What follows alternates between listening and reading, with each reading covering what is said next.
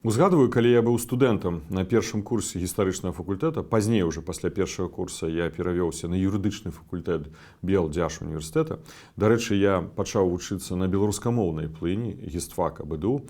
У нас здарылася такая сітуацыя, што аднаго з нашых студэнтаў, які выказваў сваю прынцыповую пазіцыю, таксама удзельнічаў і, можа, тады апазіцыі не было, хаця такія першыя моладзевыя рухі, дэмакратычныя, яго вырашылі выключыць са складу студэнтаў Беларускага дзяржаўнага універсітэта. Што зрабілі мы, студэнты? Мы сабраліся, можа, невялікай групай, я не памятаю, мне падаецца, што у нас было 6, 7, можа, 10 чалавек максімум, прыйшлі да прыёмнай рэктара, памятаю гэты калідор у галоўным корпусе БДУ, стары корпус, які насупраць дома ўраду, і проста селі на падлогу, на бетон. Было холадна, але мы сядзелі, і мы сказалі, мы не зыдзем адсюль да той пары, пакуль рэктар не зменіць сваё рашэнне і не адменіць выключэнне нашага калегі, студэнта, сакурсніка гістарычнага факультэта БДУ першага курса.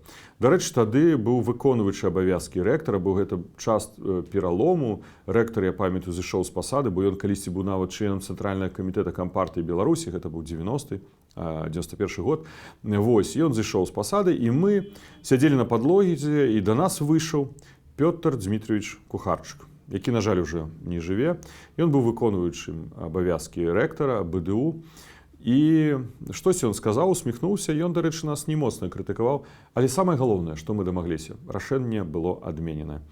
Сёння я ўзгадываю таксама рух студэнцкі 2020 года. І ведаеце, наколькі гэта было натхняльна. І мне таксама, як былому студэнту, і шмат каму з іншых, калі моладзь ідзе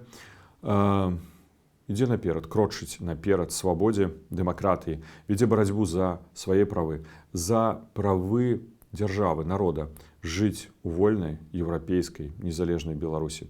Моладзь пакаралі, моладзь да гэтай пары катуюць, іх абмяжоўваюць, будучае нашай краіны. Гэта злачынства не толькі супраць іх, гэта злачынства супраць дзяржавы, будучага дзяржавы. Але я веру ў нашу моладзь, што яна будзе заўсёды наперадзе. І прыйдзе той дзень, прыйдзе той час, калі моладзь зноў возьме гэты факел свабоды і панясе наперад. І мы пераможам. Жыве Беларусь! Гэтыя дні, 1-2 верасня, пачатак навучальнага года, я жадаю нашай моладзі, каб яны займаліся самаадукацыяй. Думалі пра незалежную Беларусь, вучылі гісторыю Беларусі, разумелі, што нашая спадчына вельмі багатая. Мы стаім вельмі глыбока у гісторыі. У нас моцныя карані. А калі у нас моцныя карані, значыць, з іх расце моцнае дрэва.